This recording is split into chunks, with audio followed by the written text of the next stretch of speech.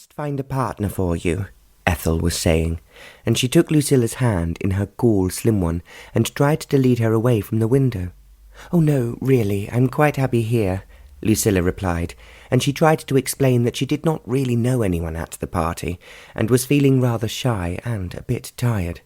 But there was no resisting Ethel. "Don't be ridiculous," she said, tucking Lucilla's hand under her arm. "If you don't know anyone, that's all the more reason to get up and dance. You'll never meet anybody if you behave like a wallflower." "Oh, all right," Lucilla agreed, following Ethel, as she could see that the bald-headed man was looking at her again, and she did not want to have to speak to him. On the other side of the ballroom, a tall young man with dark hair was sitting on a sofa reading a book, and Ethel led Lucilla over to him. "Dermot, I have just found you the most delicious partner," she called out to him, pushing Lucilla forward. "Isn't she just the prettiest thing? And totally unspoilt. Just perfect for you." Lucilla was surprised to hear a note of bitterness in Ethel's voice, and she winced as she grasped her wrist, holding it so tightly that her nails dug in. The dark-haired young man looked up from his book and stared at Ethel, his brown eyes devouring her face hungrily. "What are you trying to do, Ethel?" he countered in a low voice. "If you don't want me, then why cannot you just leave me alone?" Ethel's pale eyes turned bright, as if she was trying not to cry. "Don't be silly, Dermot. I just want to make you feel better, that's all." "Well, you can't," he asserted, and, turning away from them, began reading his book again. Ethel then shrugged angrily and hurried off, leaving Lucilla standing awkwardly by the sofa. She watched Ethel wipe the back of her slim hand across her eyes, and then turn with a bright smile as her fiancé, a tall, distinguished man with grey hair, came up to her. "It's Mortimer Van Millingen," Lucilla whispered, watching the man's grey head stooping to kiss Ethel's hand. "He's a stockbroker, isn't he? From New York?" "I neither know nor care," the young man retorted sharply, "and if you're looking for a dancing partner, I suggest that you try elsewhere, as I have no intention of prancing around with anyone this evening." Lucilla jumped, startled by his rudeness. "I'm so sorry," she mumbled. "I interrupted your reading.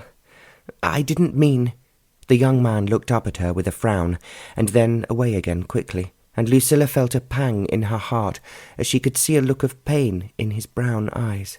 Perhaps he was being so rude and abrupt because he was upset about something, she thought to herself.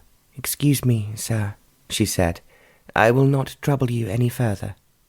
And she slipped away from his side and made her way over the crowded ballroom towards a white and gold painted door, which she hoped might lead somewhere more private. As she dodged the dancing couples, she noticed the bald-headed man again talking to Mortimer Van Millingen and peering around as if he was looking for someone.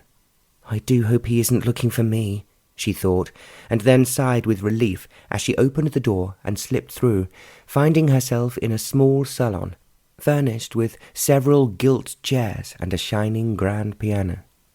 She closed the door behind her, and the hubbub of music and chatter from the ballroom sank to a whisper. Lucilla went over to the piano and sat down on the velvet stool. She lifted the polished, gleaming lid and touched the ivory keys. Since she was a child, Lucilla had loved music, and her mamma, who was a brilliant pianist, had taught her to play extremely well. One of the factors that made Lucilla saddest about coming to live with her aunt was that there was no piano in her tall red-brick house in Maida Vale. "I'll just play one piece," she decided, and found her fingers picking out the tender notes of a Chopin etude, one of her papa's favourites.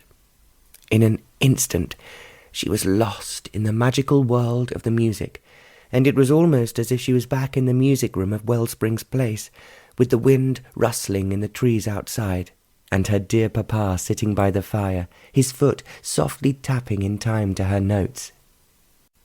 The door to the salon opened, and Lucilla looked up with a start to see that the bald-headed man had come in, and was leaning against the door so that no one else could enter. "Please."